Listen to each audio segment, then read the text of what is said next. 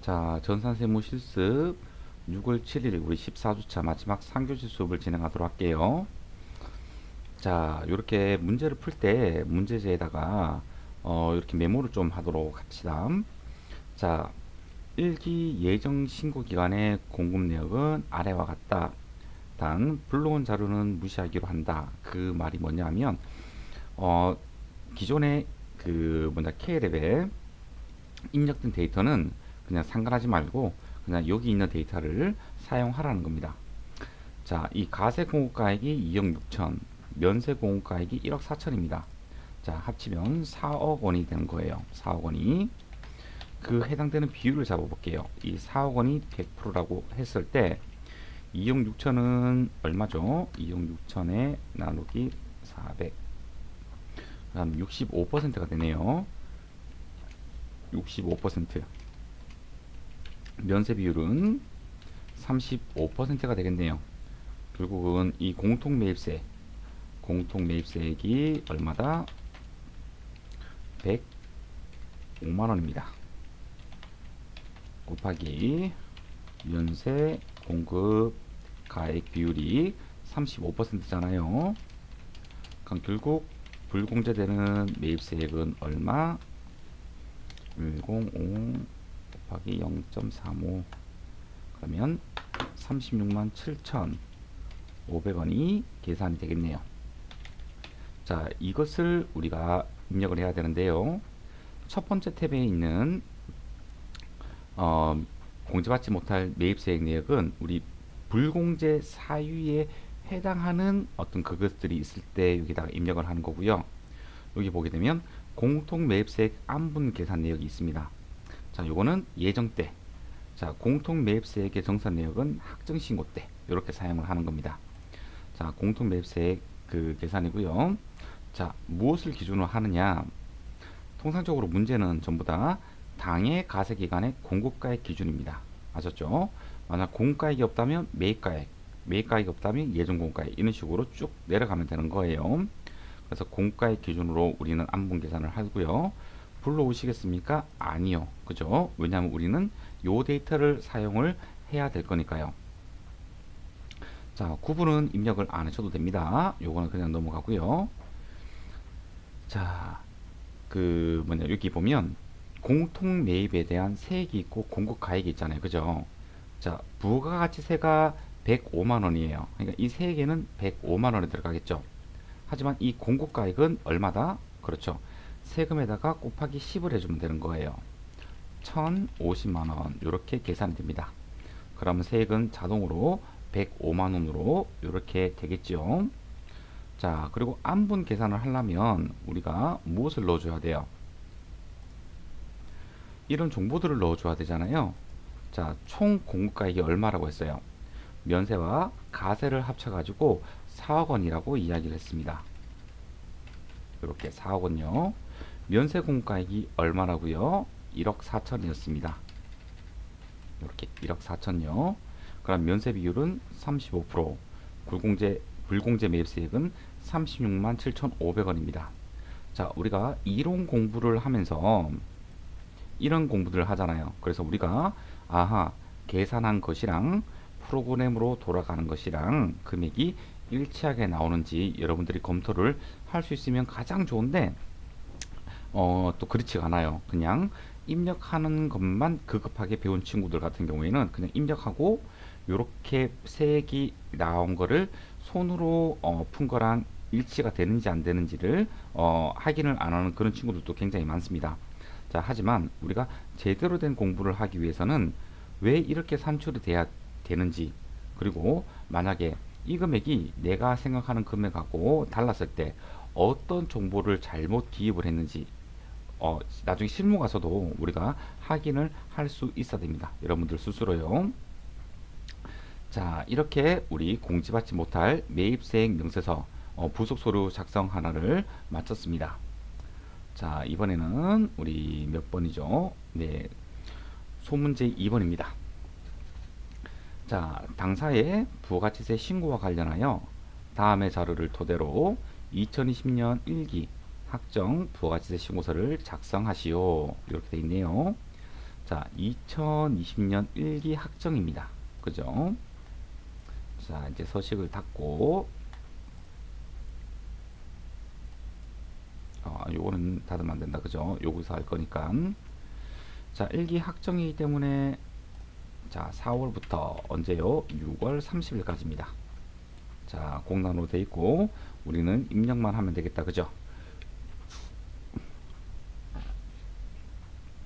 자, 문제에서, 자, 모두 4월에서 6월에 발생한 거래로 가정을 하자.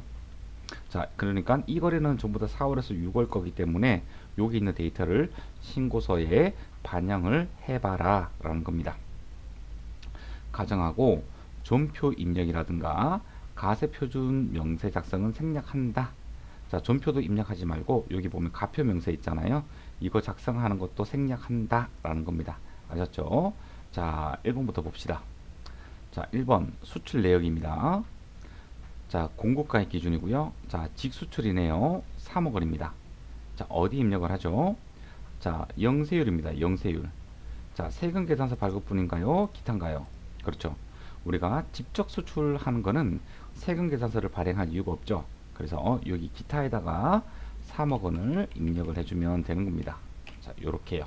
세액도 안 달라붙는다. 그죠? 왜냐하면 영세율이기 때문에 그렇습니다. 자, 두 번째. 국내 거래입니다. 자, 수출 내역도 자, 국내 거래도 수출로 봐가지고 영세율을 적용하는 게 있습니다. 자, 1억 원입니다. 자, 구매 확인서가 2020년 7월 31일 날에 발급되었네요. 자, 이거 구매 확인서 보고 1억 원 보고 그리고 여기 세금 계산서 발급분 이렇게 입력을 하는 친구들이 있으면 안 되는 겁니다. 왜 그러냐면요. 이래서 여러분들이 이론 공부가 중요하다고 하는데요. 자, 우리 구매 확인서, 내국 신용장. 자, 이것들은 국내 거래이지만 수출로 보아서 영세율을 적용하는 겁니다. 자, 그런데 무한대로 해주는 게 아니라 이런 구매 확인서나 내국 신용장을 언제까지? 그렇죠. 7월 25일까지 발급받은 것에 대해서 영세율을 적용한다는 겁니다. 여러분들이 이 구매 확인서만 딱 보고 여기에다가 입력을 하면 안 되는 거예요. 자, 7월 31일 날에 발급받았기 때문에 자, 영세율이 적용되지 않습니다. 자, 그러면 영세율이 적용되지 않는다면 어떻게 된다는 거예요? 자, 국내 거래이기 때문에 분명히 세금 계산서도 우리가 그 발급을 했을 거거든요. 자, 그렇다면 영세율이 적용되지 않으면 맞아요. 그냥 일반 세율로 가세가 되는 거예요. 아셨죠?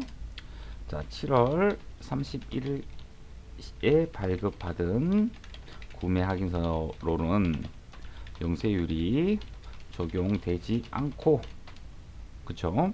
그리고 일반 세율로 그냥 가세가 되는 상황입니다. 따라서 여러분들은 여기 있는 세금 계산서 발급분 여기에다가 1억 원이라고 써줘야 됩니다. 아셨죠? 자, 그리고 요번에는 이런 박스가 하나 있네요. 자, 할부 이런 거 보니까 우리 이런 거 들어보셨죠? 장기 할부 판매인가 또는 중간 지급 조건부 판매인가 이런 것들 있잖아요. 한번 보도록 할게요. 자, 2020년 5월 8일이고 최종이 10월 8일이네요. 그쵸? 자, 이거 기간이 보자. 6, 7, 8, 9, 10 5개월밖에 안 되네요. 5개월밖에 안 돼. 자, 중간 지급 조건부는 기간이 6개월 이상이고요. 그리고 장기 할부 판매는 1년입니다. 그죠?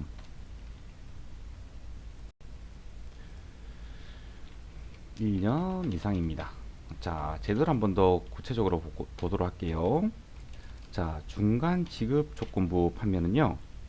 자, 계약금을 받기로 한 날에 다음 날부터 제야가 인도되는 날 또는 이용 가능하게 되는 날까지의 기간이 6개월 이상입니다. 아셨죠? 그리고 플러스 자, 이 6개월 이상의 기간에 어떻게 되냐면 자, 계약금을 포함하여 3회 이상 분할하여 받는 방식이 되는 겁니다. 아셨죠? 계약금을 받기로 한 날의 다음 날부터 제야가 인도되는 날까지 그게 6개월이라는 겁니다. 아셨죠? 자, 그래서 기간 산정할 때 시점이 어딘지 그리고 최종 기산점이 어딘지 그걸 외워야 됩니다. 아셨죠? 자, 계약금을 포함하여 3회 이상 분할하여 받는 방식이 중간 지급 조건부에 해당이 되는 겁니다.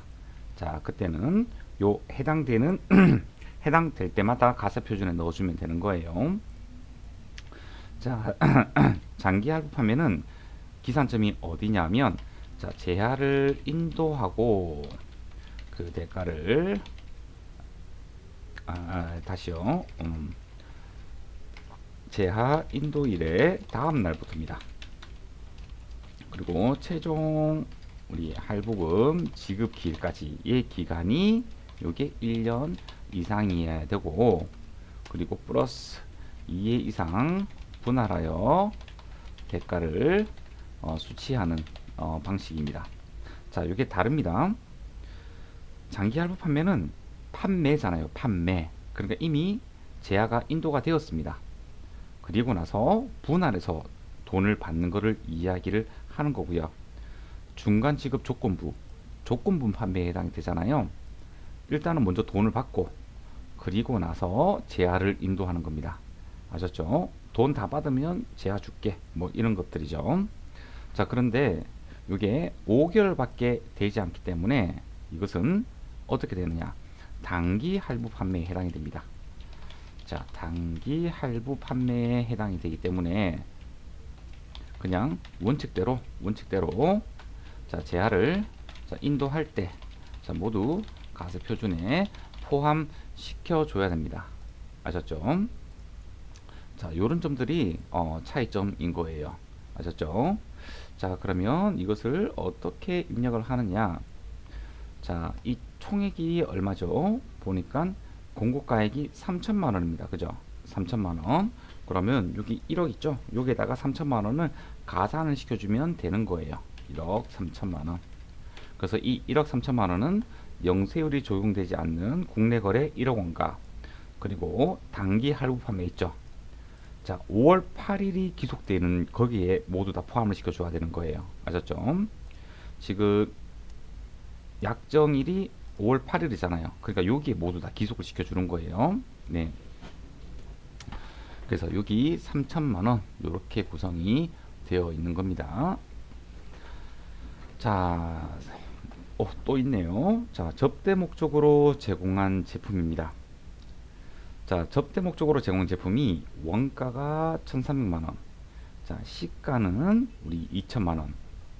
근데 당초에 매입세 공제를 받은 제품이네요. 그러니까 어떻게 돼야 되죠? 그렇죠. 자, 요거 여러분들 회계 처리할 줄 아나요? 자, 요거 자, 제품이잖아요. 그럼 제품이 먼저 빠져야 됩니다. 제품이 이런 식으로 먼저 빠져야 됩니다. 그게 1,300만원이 됩니다. 1,300만원. 자, 그리고 자, 부가세를 계산할 때는요, 여기 조금 달라요. 자, 부가가치세 계산 한번 해볼게요. 자, 우리가 이런 접대 목적으로 제공한 제품이라든가 또는 우리 뭐 특수관계인끼리 거래라든가 이럴 때는 시가로 계산하게 돼 있어요. 그래서 시가 2천만원. 시가가 2천만원 맞죠? 시가 2천만원에다가 10%를 우리는 부가세로 계산을 하게 됩니다. 그러면 200만원이 되겠다. 그죠? 200만원. 자, 그래서 부가세 예수금. 자, 부가세 예수금은 200만원이라고 이렇게 적어주는 겁니다. 요렇게요. 자, 그리고 이 제품은 뭘 해줘야 된다? 그렇죠. 적용. 8번. 타계정 대체. 제품이 매출원가로 가지 않고 다른 계정으로 지금 들어가게 생겼잖아요. 그죠? 자, 요렇게 해계 처리를. 그리고 차변은 접대 목적이니까 이호 합계 이 접대비. 그죠? 자, 접대비가 1,500만 원이 되겠네요. 1,500만 원. 자, 요렇게. 자, 요렇게 해계 처리를 하면 되는 거예요. 자, 여기에서 여러분들이 이렇게 요거를 계산을 잘 못하거든요. 그래서 해계 처리를 어렵다 이렇게 느끼는 그런 친구들이 좀 많더라고요. 이렇게 해계 처리를 하면 됩니다. 자, 그럼 신고서 상에는 어떻게 들어가느냐? 자, 여기 보면 여기 4번 있죠. 4번 기타. 자, 우리가 접대 목적으로 제공 제품은 우리가 부가치세법에서는 사업상 증여라고 합니다. 자, 이런 사업상 증여는 간주공급이라고 하고요. 이런 간주공급은 우리 타사업장 반출을 제외하고는 세금 계산서를 발행하지 않습니다. 자, 그래서 기타 정규 영수증 외 매출분에다가 입력을 해주면 되는 겁니다. 이때도 시가로 넣어줘야 되는 거예요. 시가로. 그래야지 세액이 200만 원으로 계산이 되거든요. 아셨죠?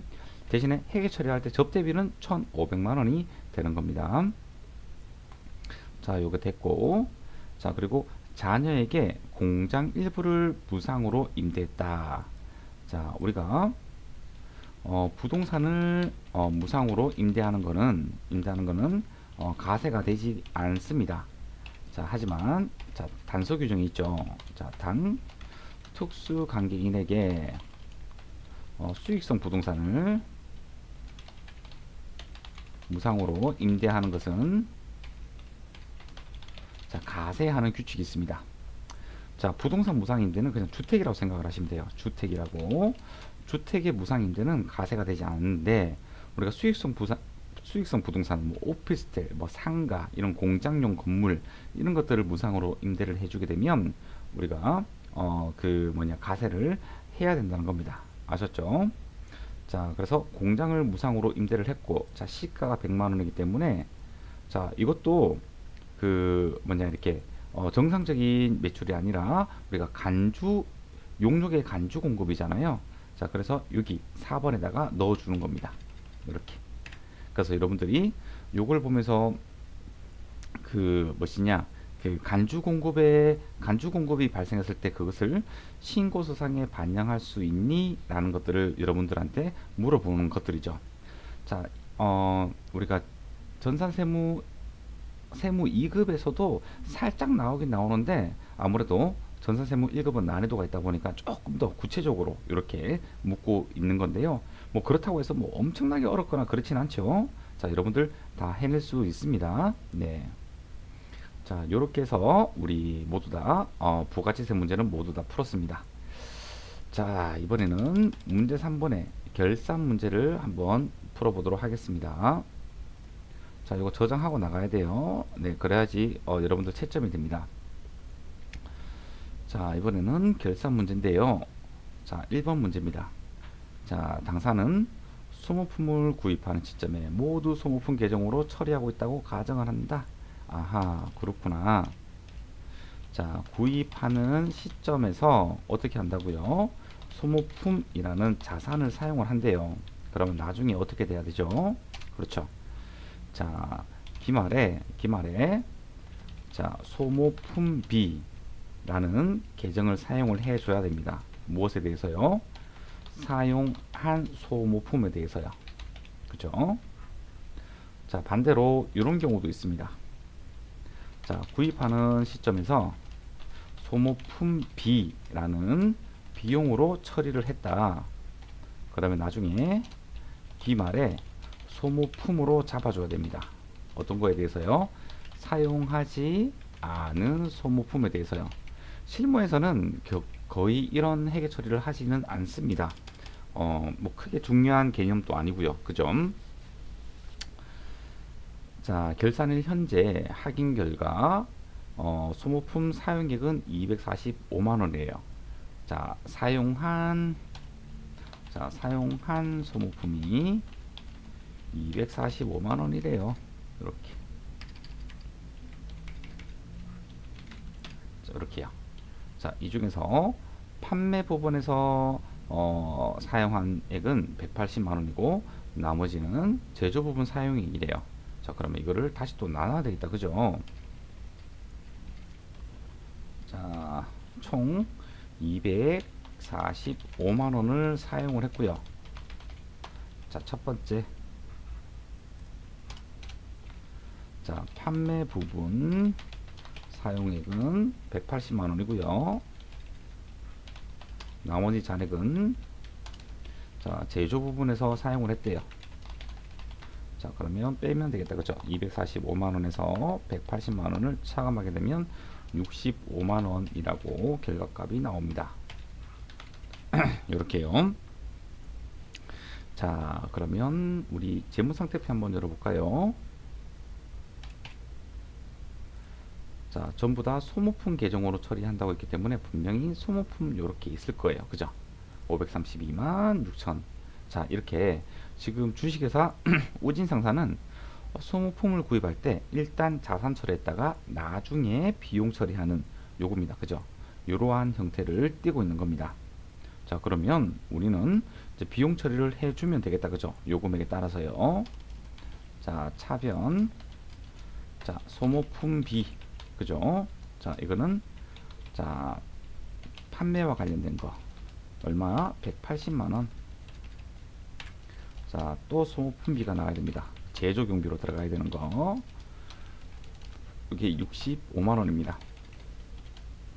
자, 대변에 이제 여기서 대변은 뭐가 나와야 되죠? 그렇죠. 소모품을 감소시켜 줘야 되겠죠. 왜냐하면 그만큼 소모품을 사용한 것이기 때문에. 자, 요렇게 회계 처리를 하면 된다는 겁니다. 아셨죠? 자, 일반 존표에서 12월 31일 자, 결차. 자, 소모품비. 자, 판매비와 관리비 얼마? 180만 원. 또 결차. 또 소모품비. 요번엔 제조 원가다. 그죠? 코드가 다르다. 그죠? 830, 530 65만 원입니다. 자, 마지막 결대. 요거는 이제 소모품이 나와야 되겠다. 그죠? 소모품 245만 원. 자, 요렇게 하고 나면 자, 우리 요거 1번 결산 문제는 잘 푼 거예요. 반대로 이렇게 한번 해볼까요? 이제 연습 삼아서 이렇게 한번 해봅시다. 반대로 자, 하고 있다. 당사는 소모품을 구입하는 시점에 모두 소모품비라는 계정으로 처리하고 있다고 가정한다. 자, 결산일 현재 확인 결과 자, 소모품 사용액은 245만 원이고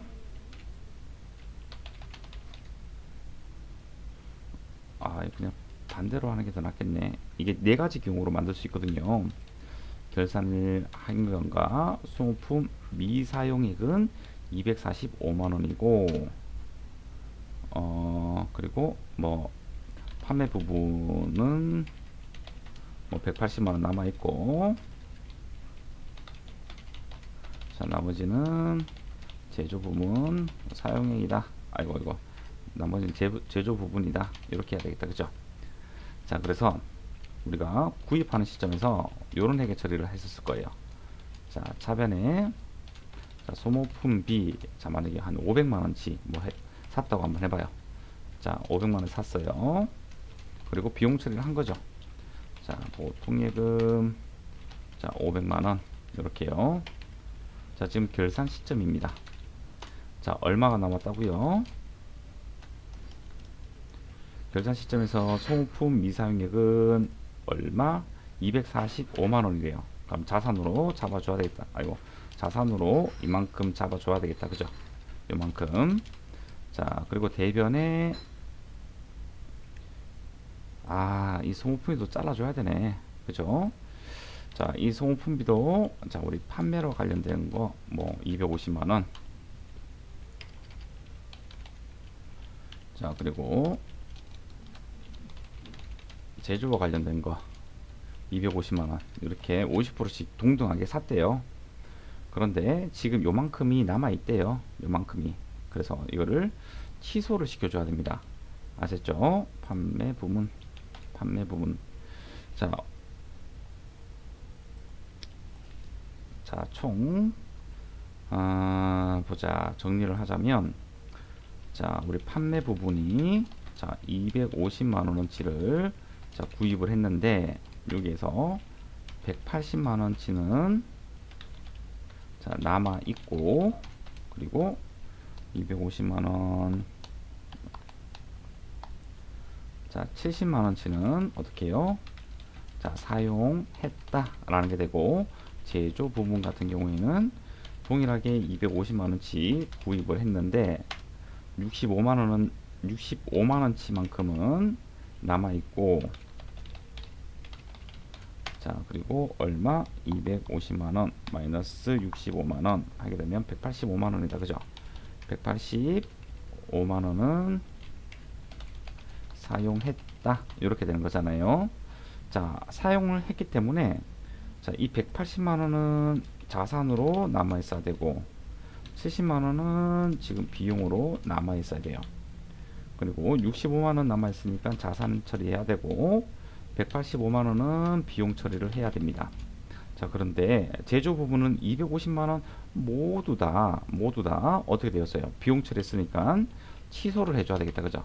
자 소모품비 판매 부분 거를 취소를 시켜줘야 되겠네요. 얼마만큼요? 180만 원치. 그죠? 180만 원치. 그리고 제조 부분도 소모품비 취소를 해줘야 됩니다. 자 얼마를 취소시켜줘야 돼요? 남아있는 것만큼만 취소를 시켜주면 되는 거예요. 아셨죠? 그래서 결국은 우리가 비용 처리해야 되는 거는 사용한 거 있죠. 요거 70만원에 185만원 하게 되면 자 비용 처리되는 거는 255만원이 되는 거고, 그리고 자산으로 넘어가는 거는 245만원입니다. 이렇게요. 그래서 총액이 500만원이 일치가 된다는 겁니다. 아셨죠? 그렇게 어려운 개념은 아닙니다. 남아있으면 자산 처리해주고 썼으면 비용 처리를 해주면 되는 겁니다. 그런데 구입하는 시점에서 모두 다 비용 처리했느냐 또는 모두 다 자산 처리했느냐, 그에 따라서 좀 다르다는 거죠. 아셨죠? 자 이렇게 문제 풀어보았고요. 자 이번에는 보험료, 보험료 관련된 거네요. 그러면 또 뭐 그거겠죠. 뭐 비용의 이연 또는 비용의 발생 뭐 또 그런 거겠죠. 자 7월 1일 일반 존표 보니까 자 일반 존표 한번 열어볼까요? 자 7월 1일 날에 자 요렇게 선급 비용이 있네. 자 240만원이 지급이 되었어요. 공장 건물 하재 보험료로 이렇게 실제로 나갔다. 그죠? 자 이때 선급 비용을 잡았네요. 그죠? 자 우리 이런 거 있잖아요. 용역도 우리가 서비스를 제공받은 기간은 어떻게 해요? 비용 처리를 하면 되고요. 서비스를 제공받지 않은 기간은 이월하여 그 서비스를 받고 비용 처리를 하면 되는 겁니다. 이런 어떤 그 보상을 받는 것도 실제로 서비스를 제공받는 거랑 마찬가지거든요. 그래서 아 그렇구나, 서비스를 제공받은 기간은 비용 처리해야 되는구나. 그러면 대상 기간이 있잖아요. 어떻게 되어 있어요? 지금 우리는 2020년도고 첫 번째 자 2020년 7월 1일부터 2020년 12월 31일까지 이게 총 몇 개월이죠? 그렇죠. 7개월이 된다. 그죠? 7개월. 7개월 맞나? 7, 8, 9, 10, 11, 12. 아, 6개월이다. 6개월. 네, 6개월입니다. 6개월. 6개월. 그리고 보자. 2021년,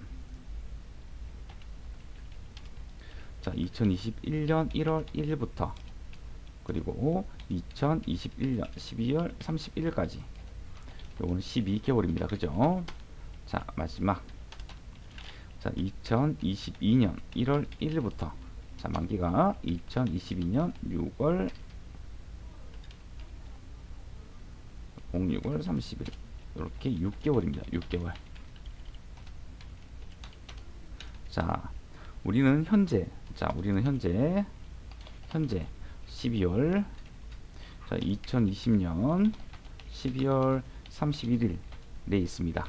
그렇기 때문에 이 6개월 것만 비용 처리를 하고 나머지는 비용 처리를 하면 안 됩니다. 이율 시켜서 네, 해야 됩니다. 자, 이렇게 돼야 되는 겁니다. 자, 그렇다면 240만 원을 어떻게 하느냐? 자, 따지고 나면 이렇게 계산을 하면 되겠다. 그죠? 240만 원, 자, 곱하기, 자, 6개월치다. 그죠? 대신에 총 몇 개월이죠? 그러니까 24개월 중에 6개월만 서비스를 받은 거잖아요. 그죠? 그래서 이렇게 해주는 거예요. 자, 240만원 곱하기 6 나누기 24 하게 되면 60만원이네요. 60만원. 자, 이 60만원만 비용 처리를 해야 되고 나머지는 선급 비용을 잡아줘야 된다는 겁니다. 나머지는 선급 비용. 자, 이것도 12개월이면 얼마? 240만원 곱하기 12 나누기 24 하면 120만원이네요. 자, 똑같이 그냥 적을게요.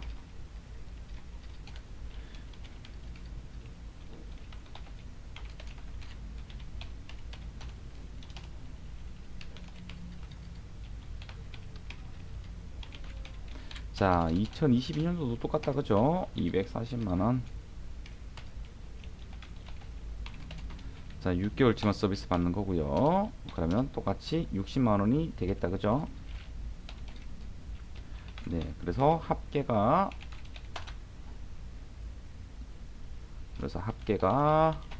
240만원 이렇게 된다는 겁니다.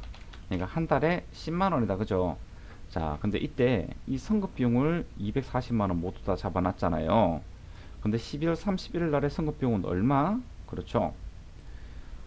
120만원. 120만원 더하기 2022년도 거 있죠? 요게 선급 비용입니다. 요게 선급 비용 자산 처리해야 되는 거예요. 나중에 서비스를 제공받고 그때 비용 처리를 하면 됩니다.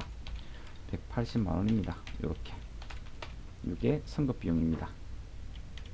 자, 그런데 지금 선급 비용이 가다 계산됐잖아요. 그러니까 선급 비용을 줄여줘야 되겠죠. 그래서 차변, 대변. 자, 선급 비용을 자산을 줄여줍니다. 얼마로요? 180만원으로 만들어야 되니까 60만원이 감소되면 되잖아요. 그죠? 자, 그리고 차변에 들어오는 계정이 뭐예요? 그렇죠. 보험료로 비용 처리해야 되잖아요. 그죠? 네, 요렇게 하시면 됩니다. 자, 이게 2020년 12월 31일 결산 회계처리입니다. 자, 여기 재무상태표에 보게 되면 자, 선급 비용은 얼마? 180만원이 남아 있습니다. 자, 두 번째 2021년 12월 31일 결산 회계 처리 한번 보도록 할게요. 자, 이때 똑같습니다. 보험료 120만원에 대해서 회계 처리를 해주고 선급 비용도 그만큼 감소시켜 줍니다.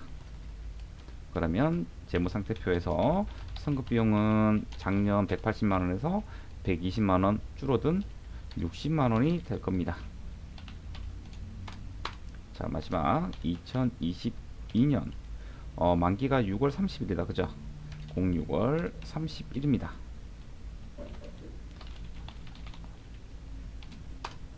자, 보험료 60만원. 그리고 선급 비용 줄여줘야 된다. 그죠? 60만원. 그러면 재무상태표에서는 선급 비용이 이제는 0이 될 거예요. 그죠? 자, 요렇게까지 풀어보면 되는 거예요. 어머, 벌써 시간이 벌써 이렇게 다 됐구나. 요거 3번 문제부터는 우리 마지막 15주차 우리 그 수업 시간 때 풀고, 그리고 이제 법인 세무 조정 공부를 좀 한번 해보도록 할게요. 자, 한 주간 잘 보내고, 그리고 기말고사 대체 리포트 그 뭐냐 잘 제출하고 그렇게 좀 해주세요.